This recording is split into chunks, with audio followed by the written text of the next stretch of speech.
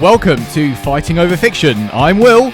I'm Tash. And I'm Praz. And this week we're asking, is Napoleon Dynamite proof that low-budget filmmaking breeds creativity?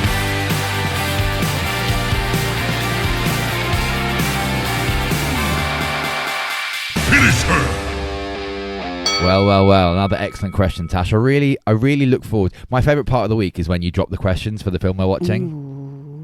Yeah, no, I have fun with the questions. Good. How are we all this week? Yeah, good, thanks. How are you? I'm really good. I feel full of creativity because I'm going to drop my watching. Sorry, Will, how are you? I'm doing okay. Yeah, great. No, so I've been watching all the Oscars nominations for Best Picture this week, and I'm generally not an Oscars film kind of person. And it's been a journey, and it's really made me ask that question: what is a good movie? You've been really putting in the work. I really have. I've been missing sleep. I've been skipping my duties as a household keeper.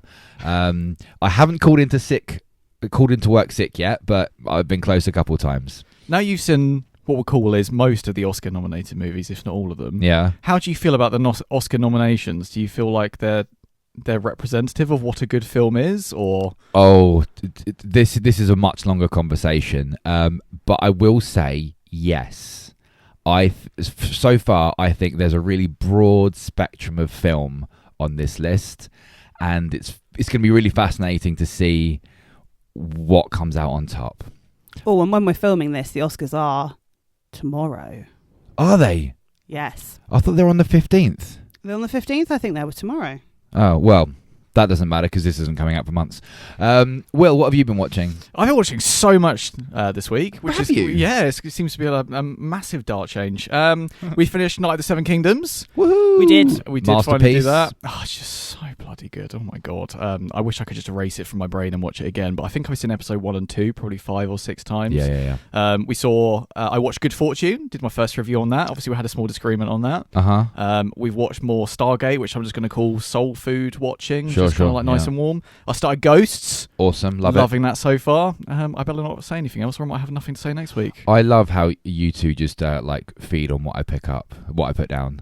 Oh, 100%. You trust my recommendations. It's usually really right. Yeah. Well, I'm worried now. Tash, what have you been watching? I've started watching Young Sherlock, which dropped this week on Amazon Prime. Oh, yeah. We need to have a Sherlock discussion at some point. I love Sherlock Holmes. So really interesting. Yeah. Do you have a favourite Sherlock depiction? I mean, Benedict Cumberbatch is the cliche one, I would say, because of he reinvented it a little bit. I can't remember his name for the life of me. There was a series in the 80s where it was all the original stories done in the authentic way. Was it called The Young Sherlock Holmes? No, it was The Adventures of Sherlock Holmes, but I cannot for the life of me remember the name of the actor. But he was very good. Nice. So, Napoleon Dynamite, let's run through a few facts. Made on a very small budget, circa around $400,000, which does seem like a lot of money still, but probably not for a film. Went on to gross over $46 million worldwide, which is a lot of money. Yeah. That's a lot of money. Becoming a surprise indie hit. Do you know what I'd call it? A kind of a cult classic almost, but that's probably more of an opinion. The film was directed by Jared Hess, who co-wrote it with his wife, Jerusha Hess. The film Napoleon... The character Napoleon even was played by John Herder. Hader? Is it Hader? Yeah. Okay, cool. It's that from now on. And this was his breakout role. It was filmed in a really small town, Preston, Idaho, which helped give the movie its awkward, offbeat authenticity. Can you say that about a town? Can you just call a whole town offbeat? I mean, it hasn't even got tarmac roads. It's got dirt track roads. Fair, that would literally be offbeat, wouldn't it? I mean, I would love to live in this town, just to be perfectly clear. This is my ideal, I have lived in a town like this before, and it's wonderful. Sorry, carry on. Many of Napoleon's now iconic lines, like "Vote for Pedro" and the "Tater Tots" line, became major pop culture catchphrases in the mid-2000s. Yeah, I watched this movie when it came out before you were born, Will, and it wasn't FYI. I disliked it. I did not like this film. I could not get on board with it whatsoever. It didn't entertain me. It didn't make me laugh, and I haven't watched it since. So that's a good 20 odd years. And I watched it again last night, and I had many of the same feelings, I'm afraid to say. Oh. Will, how do you feel about this film? Do you know what? I feel like it's one of those movies where you begin watching it, first half an hour, 45 minutes are just so goddamn funny, but then it uses certain, like camera angles and critiques and whatever you want to call it to kind of like work around the budget almost. And it does kind of drag on a little bit, I want to say. But I think the funniest part of this film is not watching the film. It's then quoting the film afterwards and then reminiscing about the film. That's almost an odd thing to say. Well, that's how you build a cult classic, isn't it? Is by creating like a zeitgeist around it. Now, Taz, you may have noticed that in our little pre-record chat and just now, I haven't asked you what you thought about this film at all. It's not because I don't care. It's because I care deeply. I'm really, really intrigued because I know how you are with films and how you critique them and how you watch them and how you look beyond the surface level of films. And I'm really, really interested to see what you thought of this. It's interesting you say how you are with films, almost like it's some kind of condition. I'm really sorry. I'm sorry for how you suffer. It probably is, to be fair. No, because you're a professional. Like, I completely get it. There are certain things when you're really, really deep into something and you do it for a living, you experience it all differently. Like, I know that you can't watch a film without considering how it was written, where it was written, and all of that kind of stuff, and you know where plots go and you know how they're developed. So when you have an opinion on a film, it's more than just what you see with your eyes, it's what you see with your entire experience. So I'm really intrigued to see what you think. I mean, it is a blessing and a curse, to be fair. Yeah, I because imagine you look at it. I see, it's weird when I'm watching a movie. I see those videos that you get online where you've got the script scrolling down and then the actual visuals playing at the same time. Like The Matrix. Yeah, it's pretty much what I've got going on in my head constantly when watching movies. Napoleon Dynamite, I have a love-hate relationship. I love the initial kind of premise of it.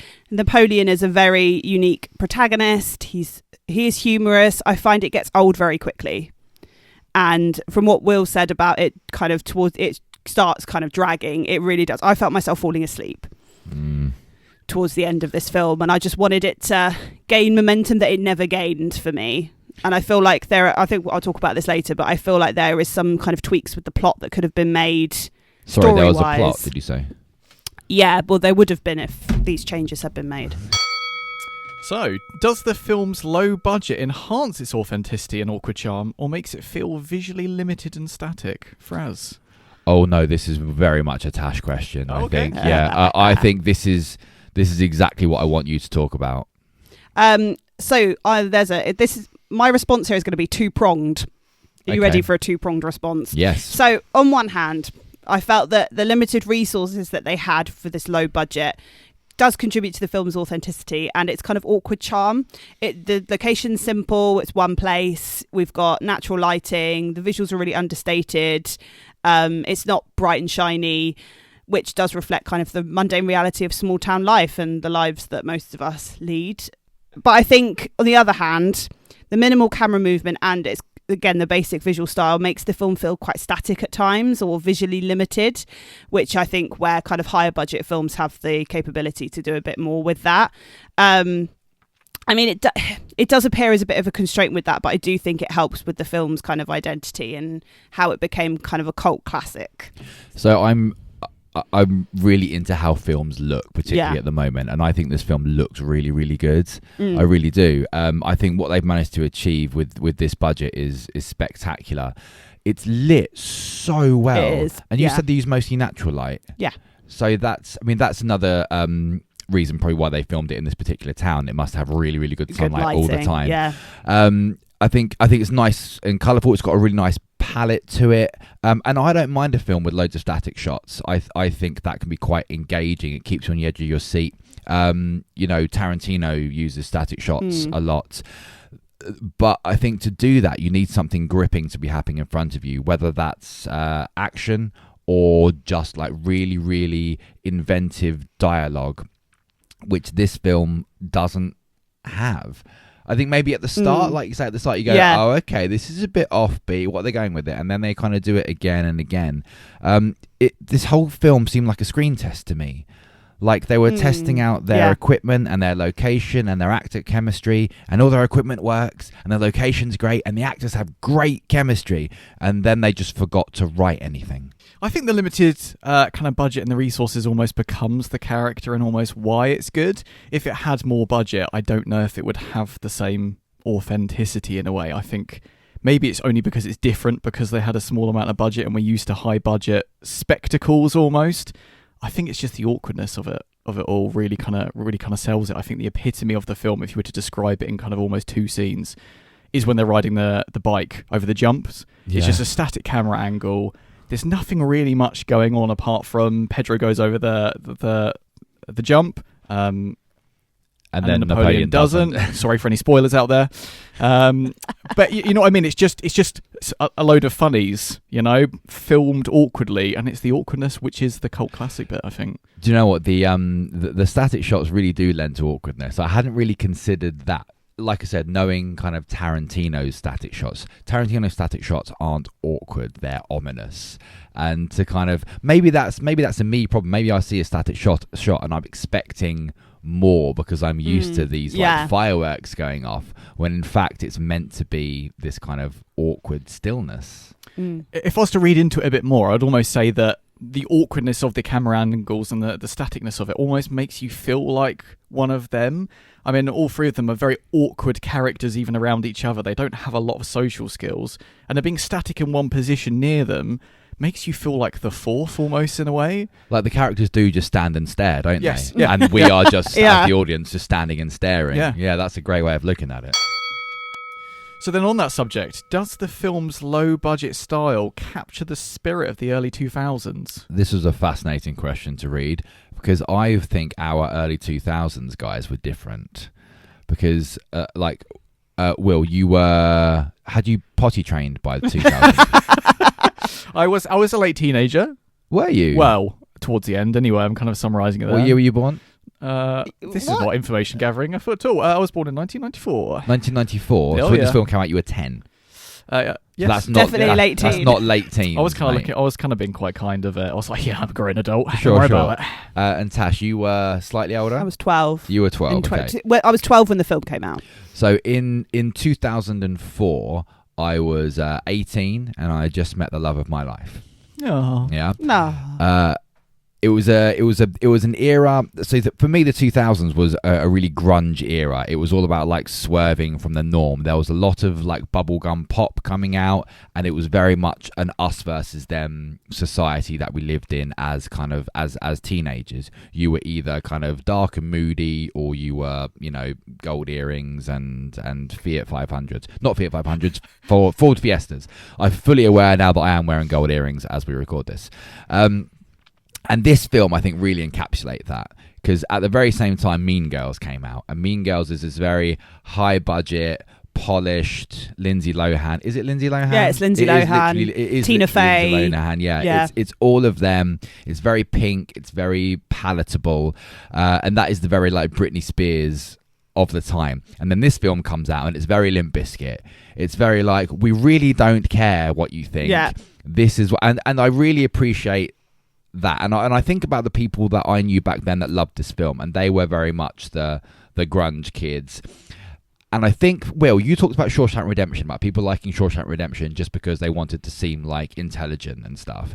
I think people like this film because they want to seem quirky, like, oh, it's so funny, like, oh yeah, tater tots, and it's like, But how many times do you actually laugh during this film? Because for me, it was 0. Oh, I'm quite sad now. Yeah, I know. And that pains me to say, because I really do think this film, even though I didn't enjoy it, I think it was important for the time.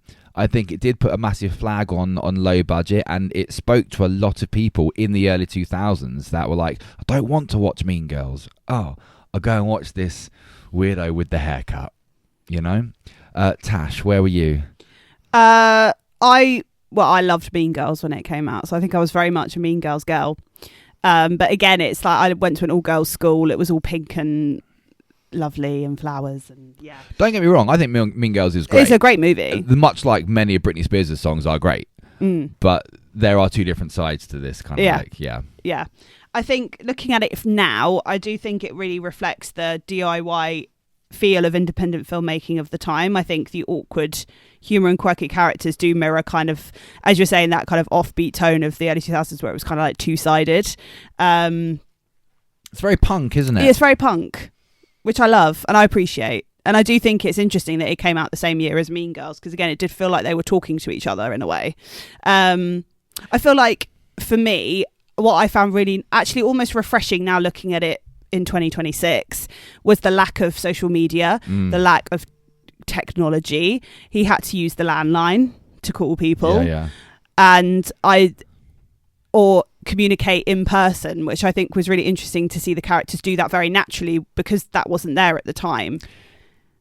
I think that as well speaks to the time that we were in, like I talk about like Limp Bizkit and punk and stuff. It was a time when to become successful in your art, it wasn't through social media, it wasn't through TikTok constantly. It was through genuine craft and then kind of like personability and exposing yourself in that kind of way.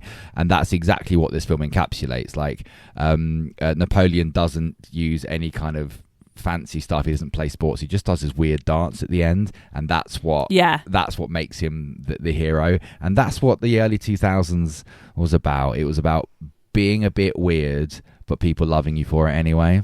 Yeah. See, I think I got like circle back almost to the feeling like people only liked it. Well, you're not saying that, to be fair. Only liked it to be quirky. I feel like. No, I am saying that. Oh, okay. It's even more awkward now. I feel like it's actually kind of, at the time, again, because there was no social media, there wasn't a lot of, it's okay almost to be a bit awkward and a bit weird. And I feel like that was the film for it. So although it was like, I'm quirky too, I say the word cheese randomly, it's also, you're looking at it and you're going, I kind of empathise with that a little bit. I can kind of see myself in it. I think it's really important to note, again on that though, that you've raised that it was in the time before social media. If you made that film today, there's no way it would be as popular now, because going back to it and talking about it's more entertaining now looking back, laughing about it and quoting it. It's because it's a movie of memes. Now we've just got them on our phone. We don't have to watch a whole movie to get 3 or 4 memes. But back then we did. We had to watch a whole movie, and then we got those 4 or 5 quotes that we could kind of say to each other at school and then make each other laugh. You couldn't send them to each other on WhatsApp or Instagram or anything. I suppose this is a water cooler movie, isn't it? It is a water cooler movie, exactly, yes. Oh, okay. The more I talk to you about it, the more I kind of appreciate this film, I must say. So, dear listeners, welcome to 2 very awkward questions are about to come up, in which case I'm going to ask the question and probably run away from this room. Do low-budget films create better storytelling through constraint? Yes. No. Yes, they do. No, they okay. Yes, they do. This is why this podcast is called. This is why it's Fighting Over Fiction, listeners. All right, go on, Tash. Educate me. So, I do feel like low-budget films can encourage stronger storytelling because of creative constraints, right? It forces filmmakers to focus on character, dialogue, and narrative rather than spectacle. Having said that, the story has to then stack up. You can't make a low-budget film and give yourself those constraints and not have a great story, which, again, I feel like Napoleon Dynamite doesn't have the best story. However, it does show how a unique concept and distinctive characters can turn financial limitations into an advantage. The only limit is creativity, in my eyes. Yeah, and I think that's where I could just disagree with your initial premise that yes, low budgets create better storytelling, because the thing that creates a good story is talent. You don't need money to create talent. You just need a great story and compelling characters and someone to write it well. But all of that costs money. Talent costs money. You need money to have the script edited. You need money to have the cast found and all of that kind of stuff. And it's a really horrible thing to say, because like I have written stuff and I would consider myself a bit of a writer. And I would love the opportunity to write for something big, but that's never going to happen because I am small time. And Tash, you are also a writer, and I'm sure you would love to. Like, one of the first things I learned about you was you visualize winning a BAFTA one day. Yeah, because that's going to happen. Sorry, that sounded sarcastic, because that is going to happen. That definitely is going to happen. I can't wait for the day. I don't know. We'll see. But talent does cost money, and it's not like it's linear. It's not like more money equals a better story or even better films. But I think there is a ceiling that low budgets create. I've been really desperately trying to look into what money is spent on during a filmmaking process, and the only breakdown that I can find of a film and its budget is from an M. Night Shyamalan movie, The Village, ironically from 2004, the same year as Napoleon Dynamite. The movie cost $72 million to make, which is insane. Have you ever heard of this film? Never. No, neither had I. It stars Joaquin Phoenix, who got paid a whopping $5 million. It is Bryce Dallas Howard's breakout movie. The amount of money that M. Night Shyamalan charged for writing the script for just the physical action of writing the script was $300,000. That is essentially the entire budget of this movie just to get Shyamalan to physically sit down and write the movie. And the reason it cost that much is because he's got power. He's got a body of work that can be drawn from, and therefore he can charge that amount of money. And it's because he is super talented. It's a really difficult one because it feels like I'm saying that only like talented people are all well paid, or like you're only talented if you are well paid. That's not what I'm saying at all. But I think that in order for a movie to be truly brilliant, it costs a lot of money. Like, we just tried to make a movie. We did make a movie, and it's great. It's the lowest budget movie that's ever been made. I think it cost about £100. Exactly. How much better would that movie have been if it had cost £100,000? Would it have been better? Well, yeah, it would have been better. Or about £1 million? Yeah, it would have been better. The more money it costs, the better a movie becomes. Doesn't make it right, though. No, I don't think. It this doesn't. is the thing about, this is what I talk a lot about the problems in the industry, is how bloody much it flipping costs. It's like football. Like, it's become such a big industry where people can charge $300,000 for a script. And even the minimums now, if you look at the Writers Guild, the minimums that they expect are a fraction of that. And it just it means that talent has a price, which I think it's good for the writers who are established and who have made it, in inverted commas. Yeah. But there are, I would say, thousands, millions of writers out there who deserve the shot and wouldn't get it. But that doesn't mean that just because they're not being paid millions. It's not that they don't deserve the shot because they're not being paid millions. What I'm saying is that, like, so this movie, for example, the reason that it's interesting that you bring football up, because I think footballers deserve every penny they get. Okay, but that's a conversation for another time. And we can talk about actors, like what they get paid. The amount of money that a movie makes is the reason that actors and directors and all of that get paid the amount of money they do, because they make money. It's depressing as hell, but that's just how the world works. If we could go back in time to 2004 and we told Mr. and Mrs. Hess that their movie was going to make $46 million, do you think John Hader would have get paid $1,000 for this movie? No, he would have been paid a lot more than that. Would have paid a lot more for that. They would have charged a lot more for their story. M. Night Shyamalan for The Village, he charged the studio $7 million purely for the concept. Ridiculous. Yeah, but the movie made $200 million. Yeah. So it does make sense. If the Hess partners, people, had gone to the studio and said this movie is going to make $46 million at box office, they could have sold their idea for $7 million, and they could have paid their actors a lot more. It's about projection, but the problem with art is you can't project what it's going to be. You can only see the body of work that has come before it. The reason that art costs most when an artist is dead is because their entire body of work is now behind them. In most industries, we pay people for what they're going to give us. Yeah, I employ you as my marketing manager because I believe you're going to do a good job at marketing my company, and therefore I pay you X amount. However, particularly in film, you pay someone based on their body of work previously. John Hader had been in nothing.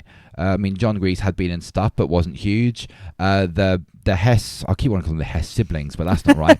Mr. and Mrs. Hess, they had done nothing. And do you know what? They've done nothing since.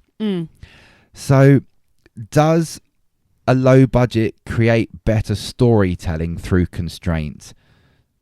No, it doesn't. Because I think great storytelling can exist outside of the confines of money. But when it comes to making a film, you need a lot of money to do it. I'm going to give a middle take answer on this after some heated debate. I'm just going to say, do low budget films create better storytelling through constraint? Sometimes, but rarely. I think that the budget is not necessarily a constraint, and it doesn't create a ceiling. I think it just makes it increasingly difficult to make it good. I think if you've got a low budget, you can easily make it work. Or not easily make it work, that's totally wrong, but you can make it work. I think from the very first scene in Napoleon where they've got the intros and they're doing it with the different meals on the plates. I even said to Tash, it's just such a cool way of introducing characters. And again, it's because they probably didn't have enough budget to do anything fancy with that. They just made some plates with some sauces. Again, I think it does make it increasingly difficult to make the film successful. But if you look at examples, I'm going to really pick on your favourite film, or one of your favourite films. If you look at the Blair Witch Project, obviously that had a tiny budget, but was just wildly successful and went places. And that was because they had to use creativity rather than the money. And I think as long as it's a passion project and you're genuinely passionate about it, that's what makes it successful. I think where the money comes in is where someone isn't necessarily passionate about the project. It's the money they're passionate for, and then that's what makes it great. Yeah, you're absolutely right. And I think in many ways, Tash, we do actually agree about this. Like, I don't think more money makes better writing. I think more money makes better films, because you have more time. Like, the more time you have, the better a product you can make. And that's the same with absolutely everything. There's a great Instagram, it cost that much because it took me fucking hours. Yeah, and that's exactly the case. But the thing is, if you're like part-time movie maker, part-time, waitress, or part-time movie maker, part-time window cleaner, your film's never going to be as good because you haven't got the time, and time costs money. And it absolutely sucks that it's the case, because imagine the amazing films that we would make if we had the money and the time. Yeah. So does the fact that it has a low budget change how you watch the movie? For me, it really did. Like I said, I originally watched this movie in 2004 when I had no idea about the kind of backstory of the film. I didn't enjoy it, and I watched it this time, and a bit like when you watch amateur sports or amateur theatre, you allow the flaws and the rough edges, and you accept it as part of the charm. I think every art gets better when you know the story behind it. When I know the story behind a song, it becomes better. When I know the story behind a sports game, if there's a particular narrative going on, it makes the event more exciting. And it's the same with a film. Knowing that this was, John Hader's first role, and this was Mr. and Mrs. Hess's first movie, and they wrote it, probably in their kitchen together, and that it was done on such a minuscule budget, it does make me appreciate the film much, much more for what it is. And as much as I say I didn't laugh through this film, and I didn't particularly enjoy the film, I did watch it all the way through. I didn't pick up my phone and start scrolling. I was entertained, and I think I was entertained because of how impressed I was with what they achieved with so little. What do you think, Tash? I agree, and I think as a writer myself, I kind of really appreciated the fact that they, as a husband and wife, sitting down, writing a movie, writing their passion project, and not giving a fuck about anything else, and just getting it done.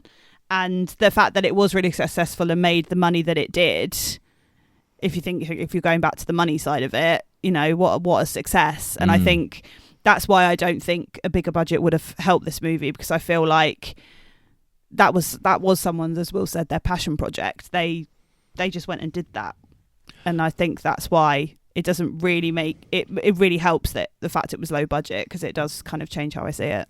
It's a wonderful hypothetical about would the movie be better with a bigger budget. It really is, because I wonder what would have changed, and I wonder how much of your creativity you do have to sell. I think it wouldn't. I think it would have lost its identity. It might have been a better movie, but I think it would have lost its core identity of what it is. I think that's the perfect way of putting it, actually. Yeah, like if this movie was Avengers Endgame, does that make it a better movie? Or does it make it just a different movie? It's Will, does it change how you watch films, knowing? I think it does. I think the subconscious almost wants to give it a bit more of a chance and be a bit less critical, maybe, because they have the less money. I do think that sometimes a lot of money does spoil a movie. I think it does then get carried away with special effects, and maybe that's why I tend to steer towards low budget movies a lot of the time. I think it works the other way as well. Like, I remember when Avatar came out, and everyone was saying about like the biggest budget movie ever. You go in with incredibly high expectations, so it does work the other way. I struggle with the term low budget, because a lot of these Oscars movies that I've been watching have been low budget movies. You know, just still in the millions. Yeah, just a cool 10 mil. Yeah. You know, and then you're looking at the breakdown of why these movies cost that much money. Yeah. It does make me reconsider my opinion on does more money make a better movie. I think ultimately it is talent that makes a better movie. But then the story behind the art as well does help. Yeah. I think if it's low budget, it's more likely to be the passion project, and when it's more money, it's less likely to be and becomes more visually impressive. I think that's probably where we're seeing the correlation from. It's not that low budget movies tend to be better, it's just that they tend to be people's soul work almost. I think also when you've got the bigger budget movies, you've got a bigger crew. You've got so many people. You look at credits, it just keeps going and going and going. People that appreciate the art, but they are so far removed from the core of it. So, you know, you've got your visual effects artists. They're doing visual effects. They are so far removed from the actual core of the story. It's usually the writer, director, producer who are closest to the story. And here with Napoleon Dynamite, it was the you call them auteurs, director writers. That's what they would tend to be called. So the auteurs are the ones in the centre of that. And everybody else, because it was a bit of a smaller crew, would then be that much closer to the story as well. So you're saying more money equals more chefs, and more chefs ruin the broth?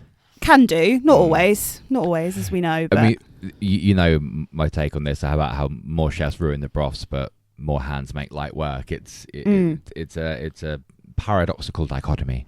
So I think first of all, more money wouldn't have made this movie look any better, because I really like. Yeah, it looks movie. great. Yeah, I think you could pay millions and millions and millions to get a movie to deliberately look like this. Do you know what I mean? Yes, yeah. And they've done it naturally, which is talent, which is just sheer cinematographic talent.